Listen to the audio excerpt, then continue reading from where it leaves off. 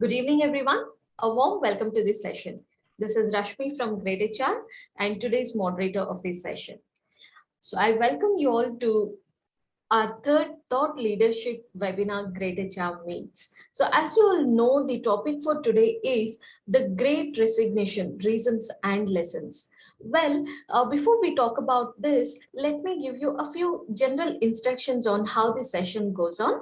So for the first couple of minutes, we will be discussing the few questions related to our today's topic with our expert today here in the session, followed by audience Q&A. So during audience Q&A is when time is all yours, dear participants, because that's when you'll be open to put across all your questions.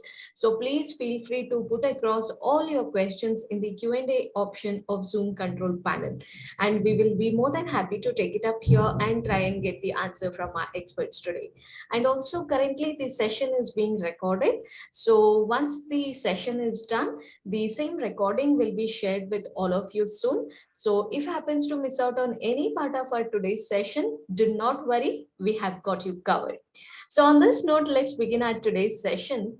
So as you remember, friends, last year in 2021, over 47 million Americans left their jobs citing reasons such as low pay, lack of respect at the workplace, or no work-life balance, or maybe issues with childcare, burnout, etc., which has come to be known as the Great Resignation. But are those the only reasons? Does the pandemic have a part to play in it? How can companies prevent themselves from this? And what is that the employee is seeking in a job now? So in the next 1 hour, we are going to talk about this in detail with our esteemed speaker, Mr. Manish Mohan Misra, and understand the various facets of the Great Resignation. Well, to tell you more about today's guest, Mr. Manish Mohan Misra, he works as a group head HR transformation and special projects at Emirates National Oil Company, Dubai, and he's the member of the Forbes Human Resources Council. He has an illustrious career spanning over 25 years, having worked across multiple industries in startups, the established organizations in the Middle East, India, and Southeast Asia, and with the organizations like Tata Steel, Abu Dhabi National Insurance Company, and consulting firm Hay Group, managing several large-scale transformation projects. So Mr. Manish is armed with MBA HR from Symbiosis Pune and postgraduate in digital transformation from Purdue University. As a consultant, he was involved in supporting over 70 organizations in BFSI, government, infrastructure, and oil and gas sector, developing HR strategy, operating module, HR transformation, and change agenda. So his key expertise lies in aligning and transforming end-to-end HR with business strategy. So he's very passionate about digital HR transformation and analytics. So Mr. Mishra, we are honored to have you in this session. Once again, welcome to this session. Thank you. So we also have Mr. Virendra Gujarati in our today's session. So we'll also tell you our association with Mr. Gujarati, but before that, let me give you a few more details about Mr. Virendra. So to tell you more about Mr. Virendra Gujarati, he has done his bachelor's in engineering in electronics and telecommunication and is a certified Oracle network and cloud specialist. So he has 24 years of experience in the information technology field. He has worked in channel partners as well as enterprise customers. So he was engaged in providing hardware solutions, ERP software solutions, cloud infrastructure and application solutions, safety and security solutions. And currently, he is heading the Supertron Infotech EMEA region. And Mr. Virendra, we are more than happy to have you here. Welcome to the session again. And Mr. Virendra, I would like to hand over the session to you to tell us more about the Supertron and the association with Great HR. Sure. So, okay, are we doing the presentation here or? Yes, So thank you very much, friends. My name is Virendra Gujarati, and I'm in Dubai since 2004. And before that, I was in India, and I was taking care of multiple operations in different fields in different companies. When I came here and started this Supertron here, Supertron Infotech, so which is about 6 months back. Supertron Infotech is a part of Supertron India, which is one of the largest IT distribution company in India with a turnover of $650 million. We have across India, we have 34 offices and about 30 plus brands to represent there. We also have offices in Middle East, uh, that is in Dubai. Also, we have presence in Singapore as well as Malaysia. In Dubai, we started with the cloud services operations here, and we provide cloud services like infrastructure solutions, application solutions, various applications like DocuSign, Zoho, Acronis, Sophos, Microsoft Azure platform, Sophos, and of course, greytHR. What we see is in last 3 years time where the COVID stuck us here badly, we see that there's a great change has happened, that we used to request customers to go on cloud, but it was very tough task. Now everyone wants to go on cloud, but they are stuck with legacy systems where it is very difficult and very expensive to migrate or to have a proper presence there in the cloud. So what we do is we provide a complete cycle of migration where we provide them support like consultancy, understand their current scenarios, current infrastructure, and then help them to migrate to the cloud. We have fantastic team here with huge experience in cloud technologies and various security products as well. Uh, if you see right now the change, that particular change where we're moving towards clouds, the companies like greytHR, the products like greytHR has helped many companies in close to 15,000 plus businesses and 1.5 million employees to go on cloud and use them as a HR service. I mean, from the entire HR cycle has been taken care by Great HR Solutions, where they provide applications on phone as well for companies. To employees to take care of their day-to-day activities. So we are greatly. We are great. We are with Great EHR since last 6 months, and we are working with them on various projects.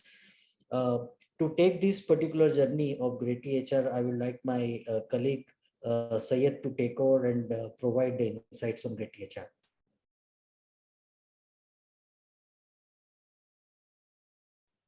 Thank you so much, everyone. Hi, everyone. Very good afternoon. This is Syed Ghayasuddin from Supertron Infotech, working as business manager, and I'm having 15 years of extensive experience in the field of IT. Today, I feel very privileged to speak to you regarding greytHR platform. Can we just run the slides, please? Sure. Yeah.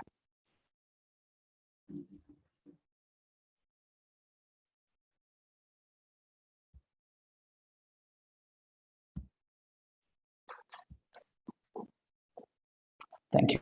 So today I would be speaking about Great HR. So Great HR, essential HR business tool, which helps to survive and thrive.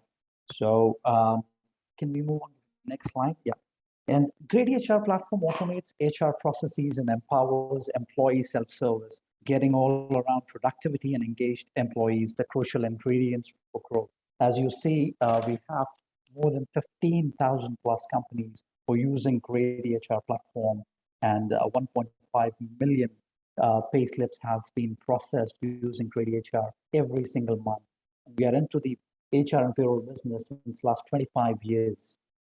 Moving forward, I would like to talk about the greytHR features that will smoothen work for your HR and payroll departments. Payroll processing and statutory compliance, which helps process payroll accurately disperse payslips with one single click. Also helps to generate the WPS report, calculate the COSI, so forth and so on. With leave management, it helps you to define your company's leave policy, leave tracking and complete leave accounting, access accurate leave balances, and also you can do transactions from anywhere and everywhere. And also we have attendance management, which helps to capture real estate attendance from access control, biometric machines, defining your company's attendance policy, daily accurate attendance status with email and also SMS alerts. Moving forward, we have employee lifecycle management, which helps to manage employee records digitally. Generating HR letters also helps to track all company assets given to the employees. And also we have mobile apps for employees, which helps to access payslips, doing reimbursements and tax info anytime, anywhere. Raising trouble tickets via mobile help desk, which makes life easy and applying for leave and get approvals online. Also, we have self-onboarding system and exit management, which is much needed. Um, and then moving forward, I can talk about like how many customers were using Ready HR. It's like more than 15,000 plus customers, and we have some great clients who has been there on this beautiful journey. Can we just move on to the next slide? Yeah, you see our trusted companies who's been using Great HR. Some of the big ones are Wipro, Freshman or GitHub, Deloitte, Cartwright, Browser Track, Capgemini, Samsung, so forth and so on. So I think this should be good to go, and I think giving back to the moderator so that the next will be by Mr. Manish Mohan Misra.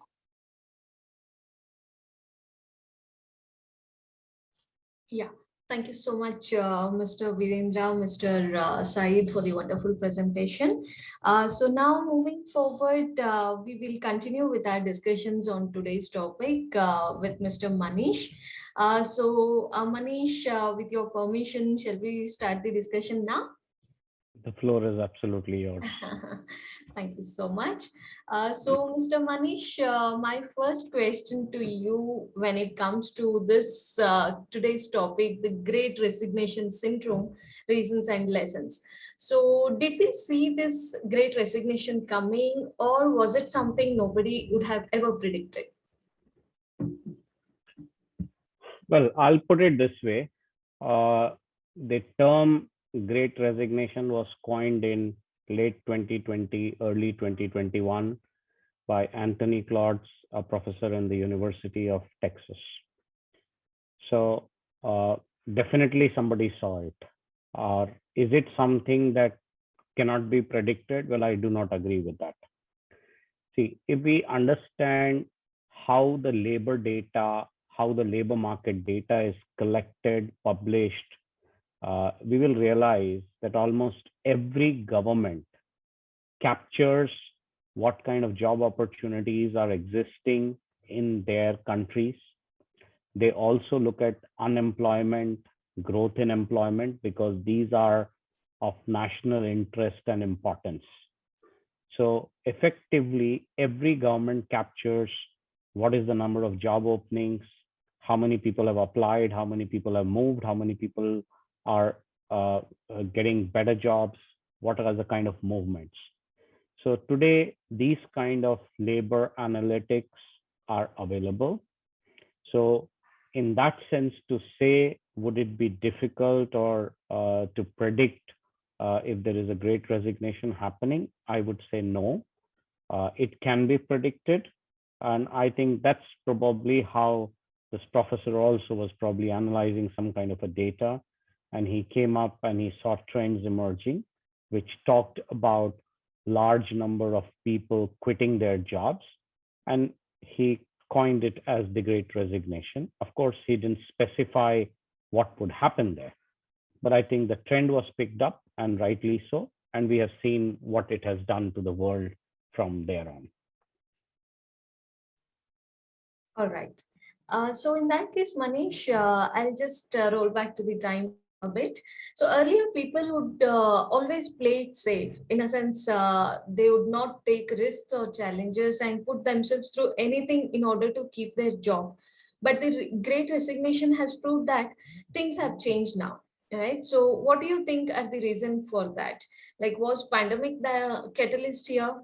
Because it made us realize how uncertain life really is. And did it change people's priorities in terms of the kind of work they want to do and the kind of workplace they want to work for? See, I would say that it is not that people play safe. Okay, even if we look at the pre-pandemic era, what we have been noticing or what we have been talking in the HR fraternity or in the labor market is that we have a war of talent, we have skill issues, we are not getting the right people. Engagement surveys were forecasting that 30%, 10%, 20% of your people are likely to leave the organization in next 1 month, 1 year, or so on and so forth. So if we actually look at these data in a context, it tells us that people were never playing safe. I think people are very intelligent. They want growth, they want opportunities, and when they see there are growth and opportunities, they avail it, and that's exactly what they should be doing.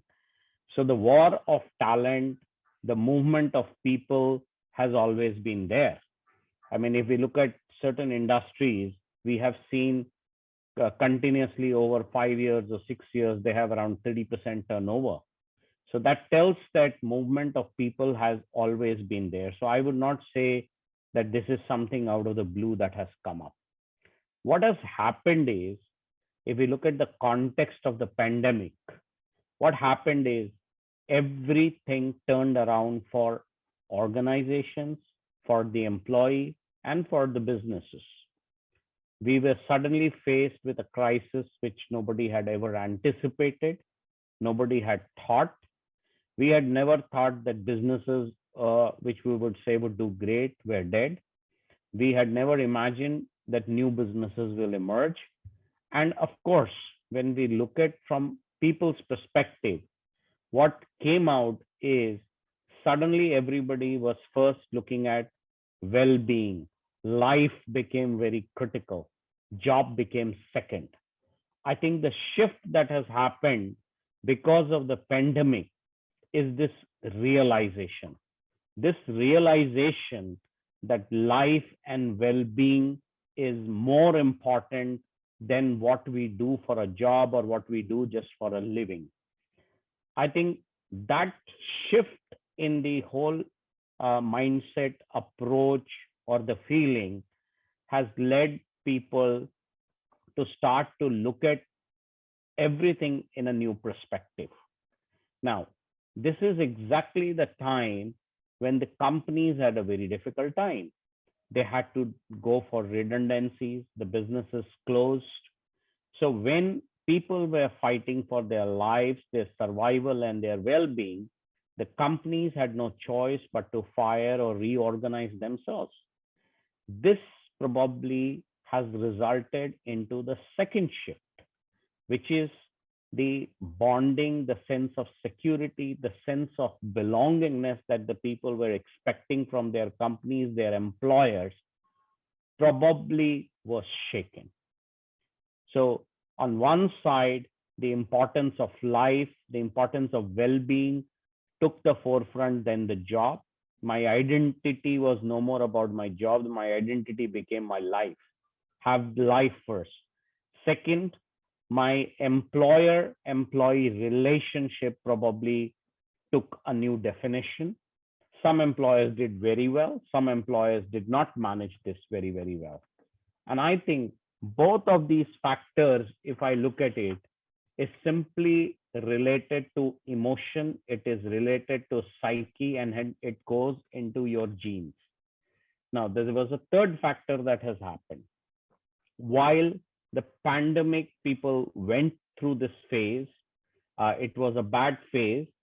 The third thing that happened is that when families were shut and locked into the houses or wherever they were living, okay, I think the value of family, the bonding within the family, the value of friendships, the value of collaboration, I think also became very, very important.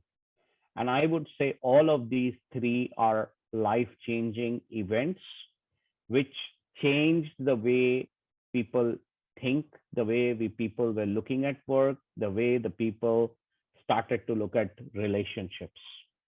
I think these became the core fundamental outputs of the experiences of the pandemic. And the moment we got an opportunity and turnaround happened, businesses started to reopen, I think all the people who had lost jobs got another opportunity. So people in large numbers started to apply. Those who were unemployed started to apply. Those who thought that they are getting a better opportunity or a better employer started to move. At the same time, there were a lot who did not want to take up jobs because they first valued the life. So data suggests that what happened during this phase was the number of job openings became very large, the number of unemployed people were large, and at the same time, the number of people who started to shift jobs was also large. So I would say that what the pandemic has resulted is a fundamental shift in viewing who we are, what is our purpose, and it took us beyond jobs and work. And I think there are a lot of lessons which probably even the employers have learned in this space. Right, absolutely, Mr. Manish. I think you have summed it up all the factors here. So I'll just move to our next question. Mr. Manish, according to you, which industries have been hit by it the most?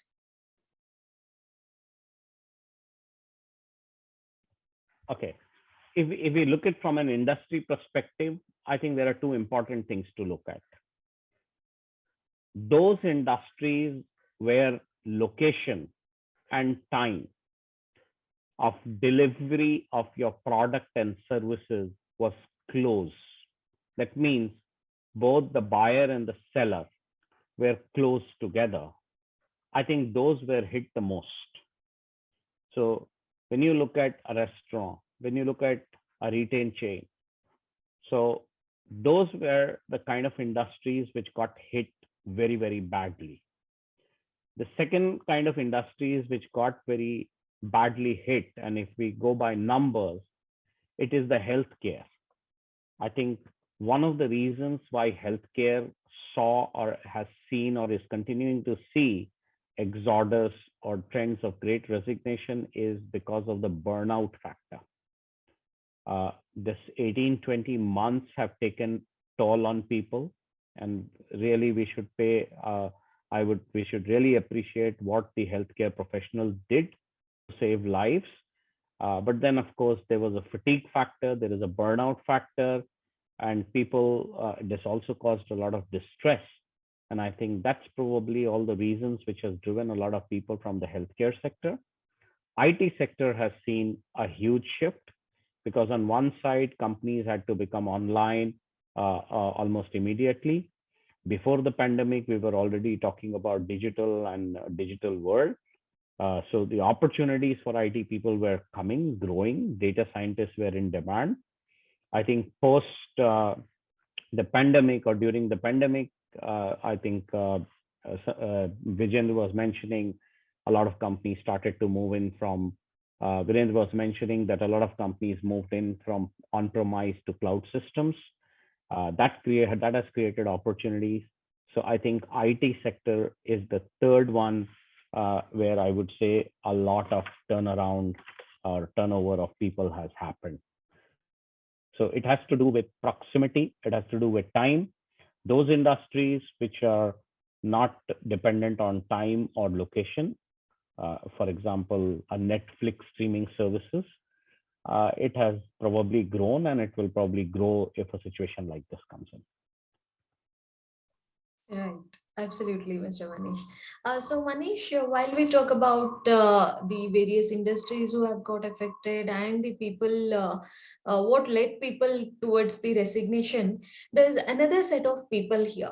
They are the job seekers, right? So let's throw some light on those details now. So my question to you is, According to a recent study, more than 15,000 job seekers who have resigned are now reconsidered whether they have made the right decision. So, what do you think the reasons could be for this? Well, it's a pretty interesting question. I would look at it in a slight different way. You're saying that the research sample size was of around 15,000. And you also started this session by saying almost 48 million people quit the job in last 1 year. So if you take the fraction, I don't think the sample size is good enough to say that this is a trend. Okay. Because fundamentally, I believe people are intelligent. People are very smart when it comes to taking their career decisions. Sometimes we may take wrong decisions. It can happen. So I would not say that everybody who plunged has done a mistake. There might have been cases. Maybe we had large number of people in this sample, but as compared to the fraction of movement, it is very low. I think what is important is not to look at whether my decision was right or wrong. I mean, you anyway have to bear the consequence of it. And sometimes wrong decisions are the best turning points in life. Okay, I think the more important aspect to look in here is what has it done? Whether you moved, you did not move, you decided not to take up a job. I think fundamentally it has brought about a shift. There is a shift on how the employee views the employer. There is a shift how the employer now understands the way business is being done or how the business will be done. There is a shift in the labor market itself. We are saying that it is no more an employer market, it is an employee market. We are also seeing a major shift. The need, the demand for diversity, equity, inclusion, and belongingness are no more buzzwords.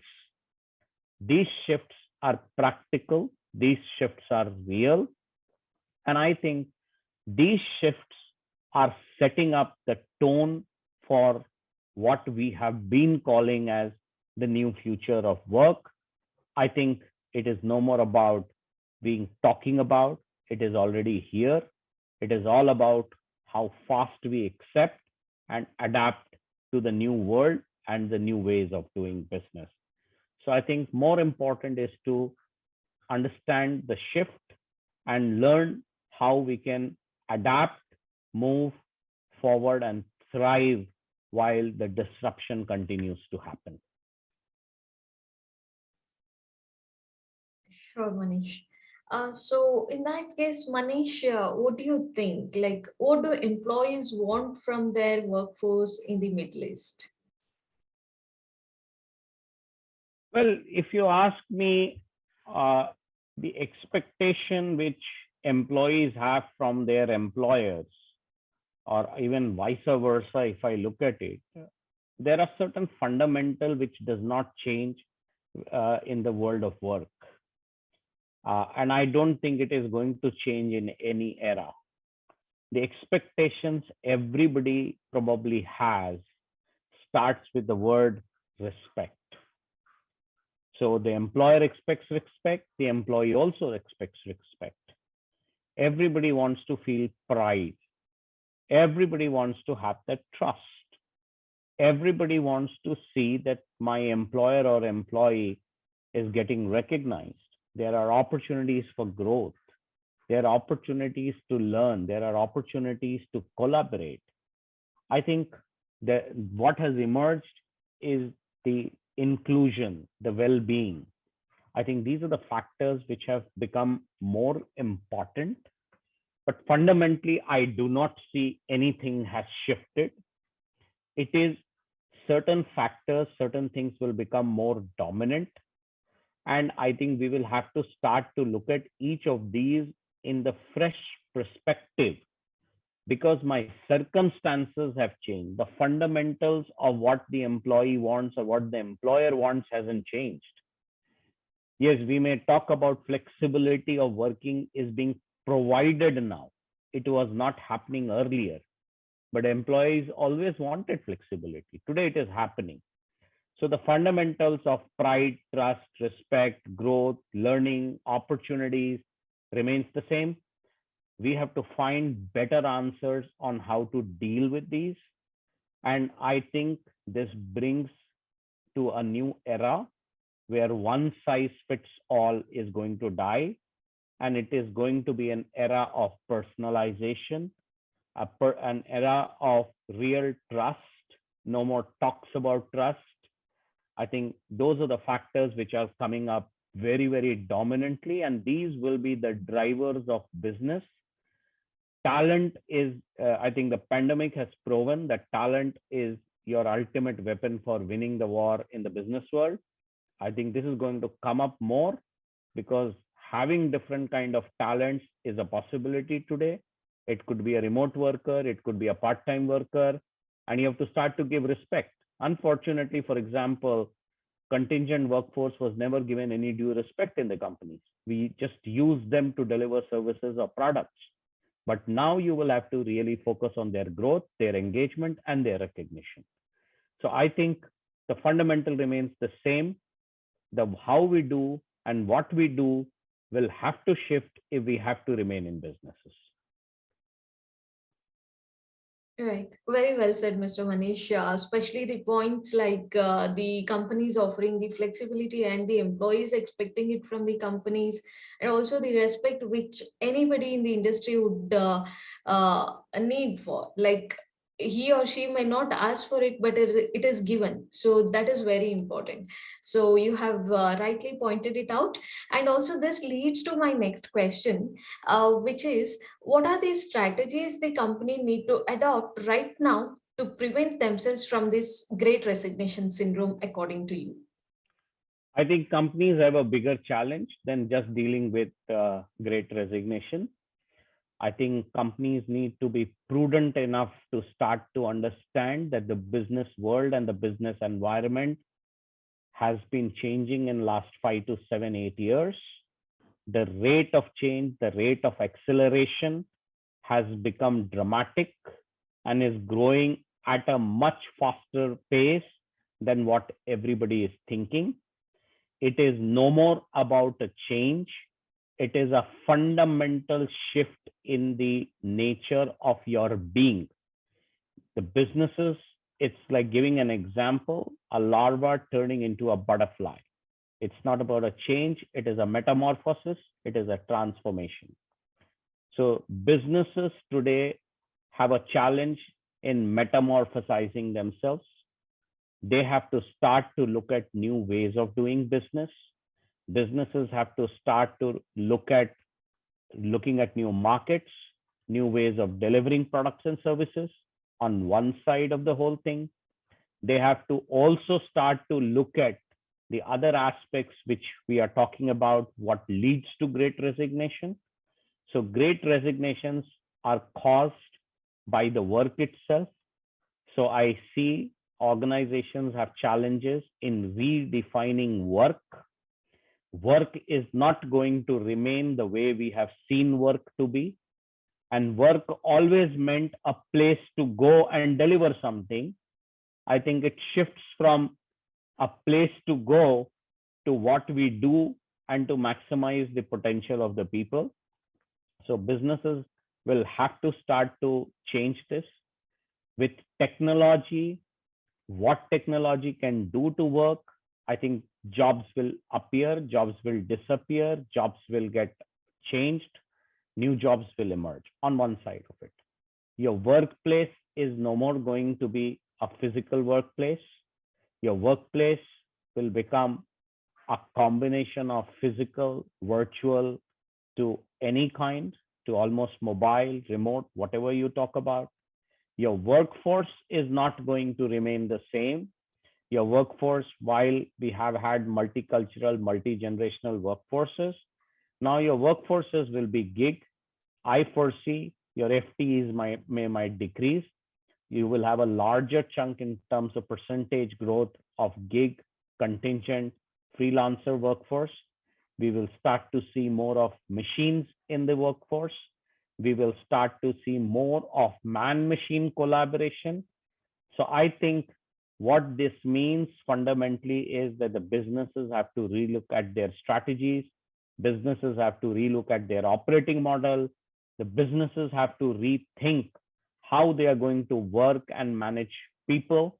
This means a shift in the culture. This means a shift in the whole attitude towards the workforce and the way we govern them. I think all of these shifts and transitions will have to be identified. Awareness has to be there. Actions have to be put in.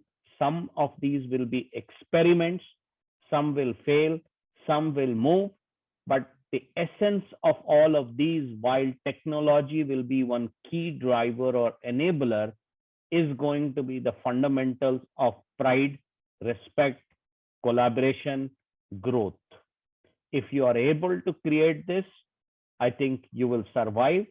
So I think companies need to look at a much larger picture than just looking at Great Resignation. So they need to be learning how to manage this disruption. Disruption is now continuous. So how do we continue to manage these disruptions in the flow of work and thrive thereon? I think that's a bigger challenge which the companies have, according to me. Sure. Mr. Manish, while we talk about the challenges the company should be ready for and the disruptions they should be prepared for, I think another factor is about the retention of your employees, the workforce. So the next question is all about that. So my question is, what should the industry leaders be doing to retain the employees during this time now? I think let's look at what has not retained the employees or what has retained the employees. So I don't think the fundamental shifts. The fundamental, as I said, remains the same. We talk about well-being, we talk about engagement, we talk about experiences. I think those things do not change. So what the leaders have to do, or they have to constantly strive to bring about engagement. They have to start to look at the well-being. They have to start to look at experiences. So ultimately, it is about bringing in a positive culture. The leaders have to do that. But I think the leaders have a bigger challenge in front of them. The leaders themselves do not know which way the business is going. There is volatility, there is uncertainty, there is complexity, there is ambiguity in everything that they do. So the leaders have a dual task. One side, they have to be imagining, they have to be experiencing, they have to groom themselves. I think the definition of leadership and what leadership does itself is changing. It's probably becoming more about dealing and managing uncertainty. So on one side, the leaders have to prepare themselves. I think that's the fundamental question if they have to survive in this VUCA world or in this digital world. On the other side, two things are very important which a leader has to do in creating an enabling culture. I think it is about listening. We don't listen. Most companies have policies which are dictative, one-sided. Okay, the spirit by which it might have been created is different. Most of the HRs have made it more like a rule book where the spirit could be completely different. I think HR and leaders have to work together to facilitate listening. And it is no use if you just listen and if you do not act. Okay, so I think listen and you have to bring about small changes, but you have to do that continuously. And second thing, companies have to believe in talent. We all say for magazines and for statements that talent is our biggest assets. But when you look at the data of how you treat a person when he leaves, okay, I think it tells you a different story. So a genuine interest in managing, developing, and grooming talent is something which is required. And I think one important lesson which the leaders have to do is you have to learn, unlearn, and keep moving. There is no more times that you can be stagnant. You have to keep changing your form and shape. You have to be very flexible, very adaptable. So I think the reasons why employees get retained in a company and why the employees do not get retained in a company lies between all of these factors. Where you have a good collaboration, where you have a good experience, where you have a good engagement, people will stay. And I think we also need to fundamentally shift the growth opportunities, learning opportunities. Growth opportunities does not mean promotions. Can you create other growth opportunities? So today the terms like talent marketplace, internal movement, gig-based projects are coming up. So these are all enabling cultures. Your learning has to move from classroom and only for certain people based on the need of the job. It has to move to the want of the employee, what he wants. I think if we start to do these in a correct way, while adjusting, tuning, and tackling our business as well, I think all the managers will do a great job, but it is a Herculean task. But of course, everything starts with a small step. Right, exactly, Mr. Manish. So I think also in other words, we can just say that change is the only constant now, right? So with this note, dear attendees, if you have any questions, it's now time to shoot it up here. So start putting across your questions in the Q&A option of the Zoom control panel. We'll be happy to take it up here. And in the meantime, we will just continue our discussion with Mr. Manish. Manish, while we talk about the Great Resignation, the syndrome, what are the things we need to do? How do we retain employees? The next question of mine to you is, are there any negative effects of this Great Resignation? If yes, then could you please mention a few? Well, first on your statement that change is the only constant, I do not agree with it anymore. I think life has moved beyond change. I think disruption is the only constant. Right. And we need to learn how to live in that flow of disruption and thrive in it. Why I'm trying to put that across is probably the nature and the gravity of what needs to change around us is much bigger and larger than what we think. Okay, and one of the key things from an employee perspective is reskilling. Okay, it is not just about a choice anymore. If you do not reskill, if you do not upskill, I think we will have larger problems. So I want to put in the weightage saying it's not about change, it's about disruption. It's about a constant movement. The degree of impact, whether positive or negative, that it will create could be exactly like the pandemic itself.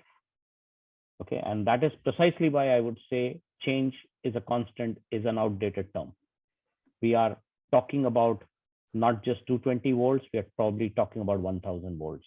And we need to be ready. We need to move with that speed, which we are not. Now, coming about the negative impacts of Great Resignation, well, any resignation, any separation is negative. There is a cost impact. There is a change impact. So I would say a lot of things which we will say any resignation, any separation is negative. But I think I would rather focus not on the negative aspects of the Great Resignation, but rather the positive aspects of the Great Resignation. I think what it has done, it has opened up doors for us as companies, as employees, as society to relook at certain fundamentals. The employer-employee relationship, the kind of respect I need to give to people, the kind of well-being I need to provide to my people, the kind of growth opportunity. And sometimes many of these things are not about cost. In fact, they can be done better with lesser cost. It's about the mindset, it's about the thought, it's about the approach that we take. I think that's one positive shift which has happened. And I'm pretty sure that every organization, every employee recognizes that this is the way forward. If you do not do that, it's exactly like you will also have a Kodak moment. Okay. I think in the second way, if we look at the positive aspect is the acceleration in the digital world, which will create more opportunities, more jobs, is definitely going to come. I think the third thing which has happened is people realized life is uncertain and we need to do what we need to do today. So don't just work, enjoy, find your purpose, find your meaning, and learn to live in this. So I would say the Great Resignation as a result of the pandemic has created a lot of positives, and I think that should be the takeaway. Absolutely, Mr. Manish. Thank you so much for sharing your insights. And also, one last question, Manish. I'm sure you have already answered this in bits and pieces, but if you'd like to sum it up here, here's the chance. So, the last question of mine is, what are the lessons from the Great Resignation and how HRs incorporate that? But I would say, what are the lessons learned?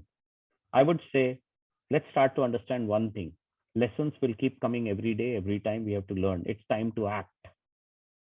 Just learning lessons is not good enough in life. We need to act.